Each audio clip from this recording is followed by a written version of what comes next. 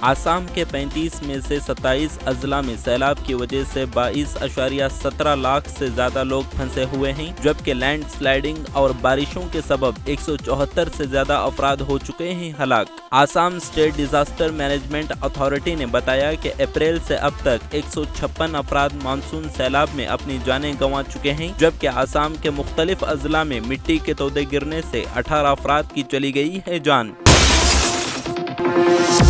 Archaeological survey of India ने ताजमहल के तहखानों में हिंदू देवी देवताओं की मूर्ति होने की तरदीद। एएसआई ने यह भी बताया कि ताजमहल मंदिर की जमीन पर नहीं बना हुआ है। तृणमूल कांग्रेस के तर्जुमान साकेत एस गोखले ने अर्जी में एएसआई से मांगे थे 2 सवालों के जवाब, मंदिर की जमीन पर ताजमहल की तामीर और तहखानों में देवी देवताओं की मूर्ति होने का सबूत।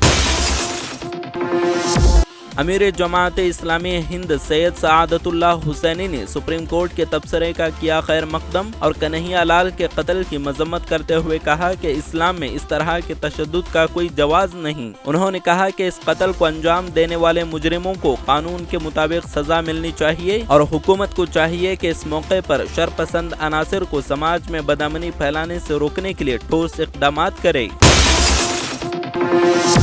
मुस्लिम पर्सनल लॉ के जनरल सेक्रेटरी खालिद सैफुल्लाह रहमानी साहब ने नुपुर शर्मा के सिलसिले में सुप्रीम कोर्ट के रिमार्क पर किया खुशी का इजहार। कहा कि अदालत ने जो कुछ कहा वो तमाम इंसाफ पसंद शहरियों के दिल की आवाज है। साथ ही कहा कि लेकिन मुल्जिम को करार वाकई सजा भी मिलनी चाहिए और एडमिनिस्ट्रेशन वालों पर भी सवाल उठता है जिन्होंने एफआईआर दायर होने के बावजूद इस पर कोई कार्रवाई नहीं की।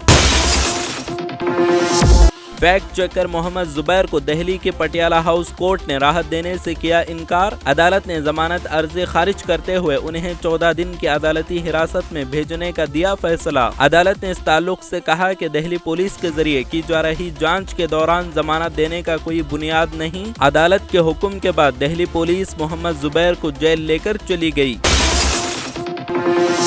Chief justice of India N V. Ramana ने कहा कि इख्तिदार में मौजूद पार्टी का मानना है कि हुकूमत का हर अमल अदालती मंजूरी का मुस्तहिक, जबकि अपोजिशन ये उम्मीद रखती है कि अदलिया उनके सियासी मकसद को आगे बढ़ाएगी। उन्होंने इस बात पर मायूसी का इजहार करते हुए कहा कि आज़ादी के 75 साल बाद भी लोग आइन की तरफ से हर इदारे को दिए गए किरदार और जिम्मेदारियों को नहीं समझ सके। महाराष्ट्र में सियासी उथल पुथल के दरमियान इतवार के रोज असेंबली में 2 रोजा खुसूसी इजलास हुआ शुरू। इजलास के पहले दिन स्पीकर के ओहदे के लिए किया गया इंतखाब, जिसमें एकनाथ शिंदे धड़े के राहुल नार्वेकर महाराष्ट्र असेंबली के नए स्पीकर मुंतखब हुए। नार्वेकर बीजेपी के रुकने असेंबली हैं और अराकीन असेंबली ने सौती वोट देकर नए स्पीकर का किया इंतखाब। पटना में इन दिनों गैर कानूनी तजावुजात हटाने की मुहिम है जारी। राजीव नगर में हाउसिंग बोर्ड की जमीन को लेकर तनाज़ुए पर सिक्योरिटी फोर्सेस की बड़ी तादाद को किया गया तैनात। इन्हदामी कार्रवाई के दौरान पुलिस और मकामी लोगों के दरमियान हुई हल्की सी झड़प। जिले इंतजामिया 14 बुलडोजर लेकर वहां पहुंची और इसके साथ तकरीबन 2000 की तादाद में पुलिस फोर्स रही मौजूद। चेक बाउंस केस के मुलजिम को पब्लिक प्लेस पर हथकड़ी पहनाने के मामले की समाअत करते हुए कर्नाटक हाई कोर्ट का फैसला। कहा कि किसी भी मामले में मुलजिम को गिरफ्तार करते वक्त पुलिस अफसर पर बॉडी कैमरा होना लाजमी। मुलजिम ने कार्रवाई पर हाई कोर्ट में इसके खिलाफ अपील करते हुए हतक इज्जत के लिए हर्जाने की रखी मांग। साथ ही अदालत ने डायरेक्टर जनरल ऑफ पुलिस को हिदायत दी कि पुलिस अफसरान के लिए बॉडी कैमरा फराहम कराएं।